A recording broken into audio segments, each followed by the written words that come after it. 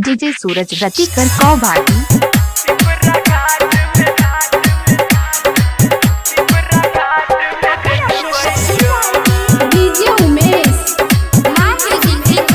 DJ सूरज सोइया अगर के पूर्णिमा मेला पिपरा घाट में देख भैयो ये सोइया अगर के पूर्णिमा मेला पिपरा घाट में देख भैयो डीजे सूरज पिपरा घाट में देख भैयो ओही के साथ में देख भैयो यो राजा अगर के पूर्णिमा मेला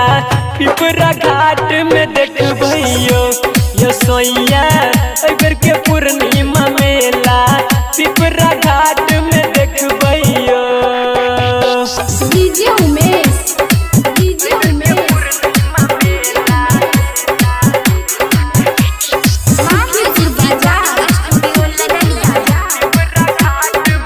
क्या नाम है आप? डीजे सूरज की हाथ में चूड़ी पहिर कजोरे रंग लाल लाल अपन ठोरे यो सोइया लाल लाल अपन ठोरे की हाथ में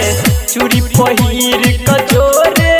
रंग लाल लाल अपन ठोरे यो राजा जी लाल लाल अपन ठोरे डीजे सूरज किनाया साड़ी पहिर का झमके बई गला में हार चमके बइयो यो सोइया अगर के पूर्णिमा मेला पिपरा घाट में देख बइयो डीजे उमेश डीजे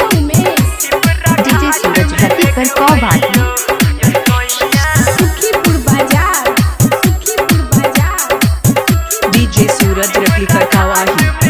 डीजे सूरज यो सोइया रंजित राज बुझू मजबूरी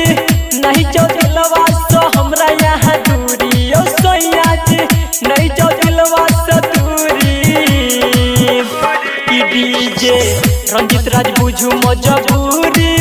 नहीं जो दिलवा सो हमरा यो दूरी यो राजा जी नहीं जो दिलवा सो दूरी ई अभिमन्यु संदीप सुमन के लजेबै मीना बाजार में घूमबैयो यो सोइया अइबर के पूर्णिमा मेला पिपरा घाट में देखबैयो डीजे सूरज पिपरा घाट में देखबैयो ओही के साथ में देखबैयो यो राजा अइबर के पूर्णिमा मेला पिपरा घाट में देखबैयो यो सोइया अइबर के पूर्णिमा मेला पिपरा घाट में देखबैयो डीजे सूरज